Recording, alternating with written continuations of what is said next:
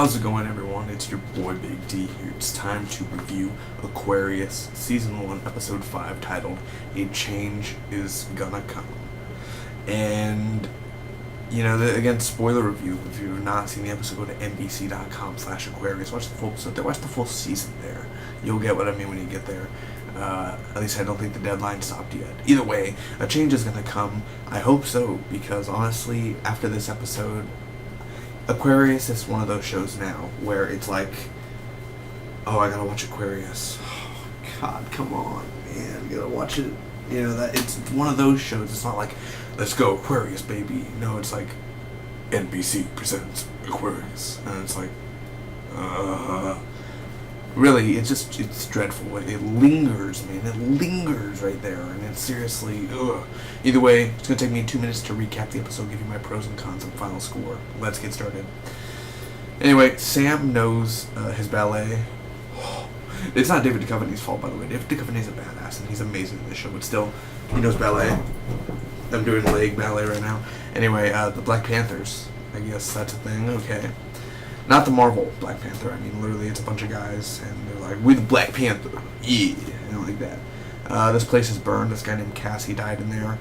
Michael Younger, the guy's like, Michael Younger died, I believe Bungie, or whatever the guy's name is, from like episode 1, Bungie, or something like that. And he's like, Michael Younger, we need justice for Michael Younger. And this guy who played, I already forgot his name, played Penguin's right hand man in Gotham, and Fish Mooney's right hand man.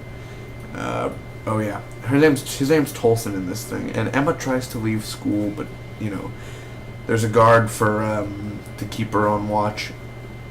Manuel stands up to Charlie basically, and Charlie tries to scare him with a knife and everything, and he's basically like, "Your music sucks, Charlie."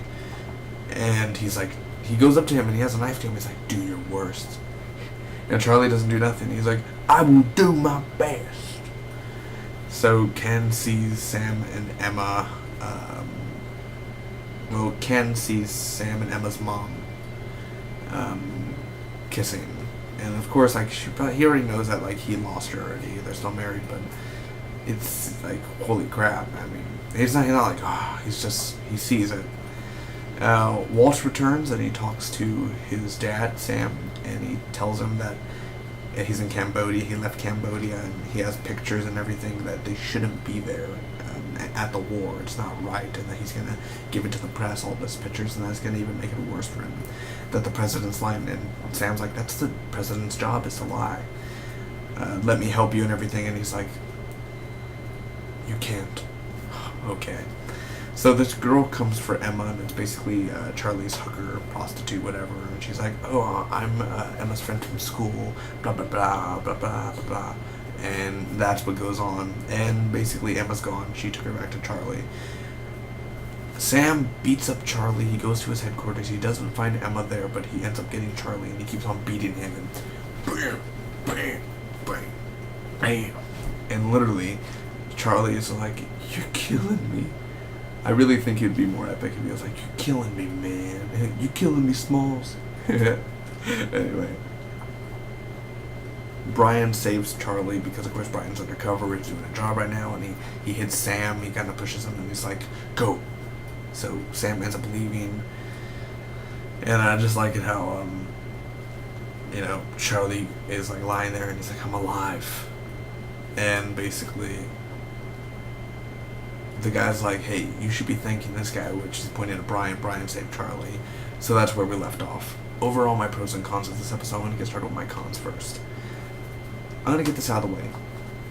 This episode is boring. Not everything is boring, but 80% of this episode is just super boring and slow. It drags, and it's literally not interesting. The whole Tolson thing, like the whole Black Panther thing, I don't care. Black Panthers, get him out of there. Tolson, the cop, get him out of there. We don't care about those storylines. The whole reason is we want to see Sam go after Charles Manson, and he's not doing nothing. It's just, and last week I said, yeah, I'm okay with seeing Sam do cases, but I don't want to see them a Black Panther. I don't want to see them about a dirty cop. I want to see something different than that. So it really was boring of that. The whole Ken thing, just, I'm tired of the character Ken. I wish Charles could have killed him like 2 weeks ago in the episode. It would have been way more easier. Ken's just dragging it down even more. And the whole dialogue. I mean, the dialogue was a bunch of cheesy dialogue. There was a part where this guy was acting high. He wasn't even high, but it was just horrible acting of highness. So, yeah, there's a lot of cons in there. And I don't mean to hate on it if it seems like I'm hating. Well, I'm not. I want to enjoy this show. And I'm forcing myself to watch this show now. It's not what it used to be, and it just started 4 weeks ago, and it lost its mojo, it's lost its flavor. It's a show that doesn't really want to be a show. It's a show that doesn't know what to be because it hasn't found its roots and it hasn't found its legs yet. Now my pros. I do like the ending though, but again, another con. Sam just beats Charles. I get that you're angry and everything, and Emma's mom kind of messed it all up. Where I guess that's it. You're not gonna be Emma's mom like rage on them. Emma's gone. It's your fault. Blah blah blah. I get you're angry, but it would have been more intense if it would have been in the middle of the show and not the end of the show. But still, I do enjoy the ending. I'm not gonna get much into it, but the ending, yeah, it's pretty good. Especially now that Brian's not gonna be with Charlie, but of course. He's gonna think he's saved him and everything. Charles Manson, the guy who plays him, I mean, freaking amazing. How he just, you're killing me and everything, and the way that, don't worry about me. I'm not afraid of anything. I don't worry about nothing. I do enjoy that very much. I like it when Manuel stand up to Charlie. That was a really awesome scene. Those scenes, except the dialogue. I will do my best. Really? That's the best you could write. Walt finally talked to his dad. I was like, oh my gosh, please end the storyline. But still, now I know that Walt's going to take the stuff to the media. That's going to be an interesting concept that I do want to see. And badly for Walt.